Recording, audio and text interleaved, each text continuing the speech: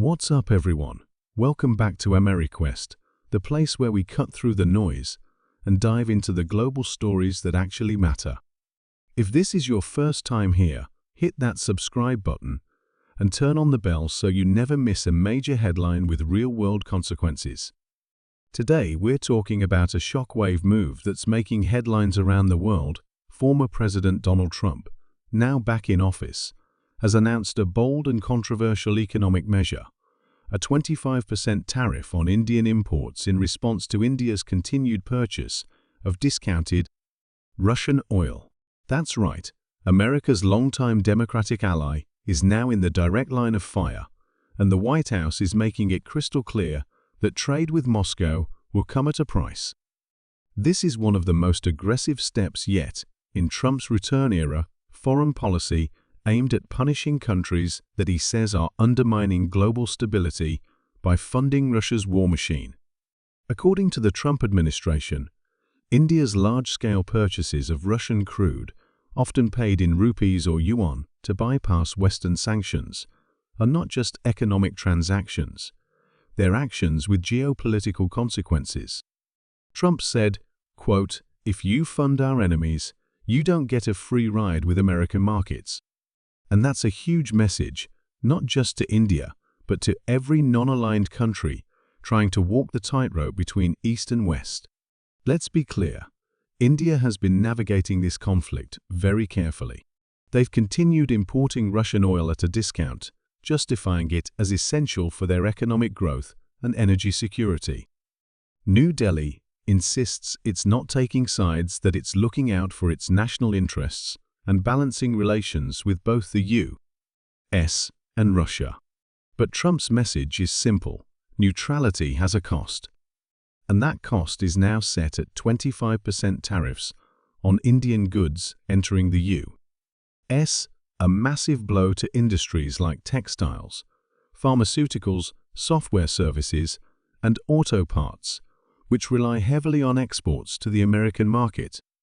Indian officials have already fired back, calling the move unilateral, coercive, and unfair.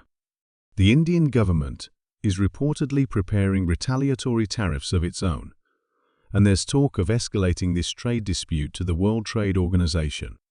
But Trump doesn't seem fazed. His team says this is about enforcing consequences, that countries can't keep playing both sides while expecting full access to U.S. markets. Critics are calling it reckless, saying it risks alienating a vital ally in Asia, especially as tensions with China remain high. But Trump's supporters argue this is the kind of hardline stance the world needs, one that puts America's strategic interests above diplomatic pleasantries. And here's where it gets even more complicated. India isn't just buying Russian oil. It's refining that oil and then selling fuel products to other countries, including Europe. So in Trump's eyes, India is not just a buyer. It's becoming a middleman, a country profiting off of a loophole in Western sanctions while Putin continues his war in Ukraine. And that is exactly the kind of double game Trump says he wants to end. And let's not forget the political chessboard here. This move isn't just about foreign policy. It's about Trump's image. He's sending a message to his base and to U.S. manufacturers that he's back and ready to fight. No more global freeloaders, no more leniency, America first, again. But this move comes with real risks. India is a key partner in countering Chinese influence in the Indo-Pacific. It's a member of the Quad Alliance alongside the U.S., Japan, and Australia. Pushing India away could open the door for China and Russia to draw New Delhi closer into their orbit. It's a bold gamble. Does punishing India push them to cut ties with Moscow? Or does it drive them deeper into an alternative economic bloc where the dollar holds less sway?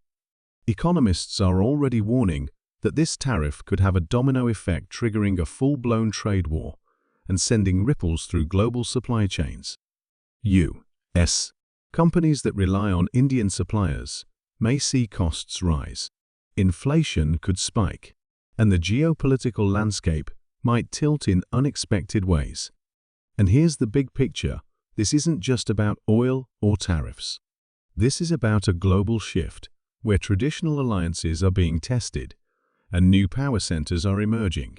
Trump's move may set the tone for how future conflicts are handled, not just with guns and bombs, but with dollars and deals. So the big question is this economic pressure going to work? Will India cave, reduce oil imports from Russia, and fall back in line with U.S. foreign policy?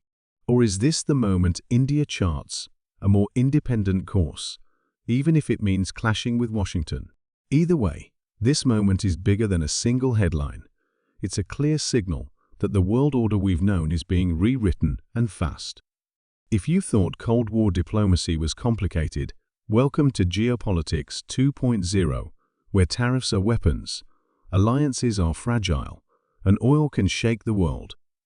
That's it for today's video.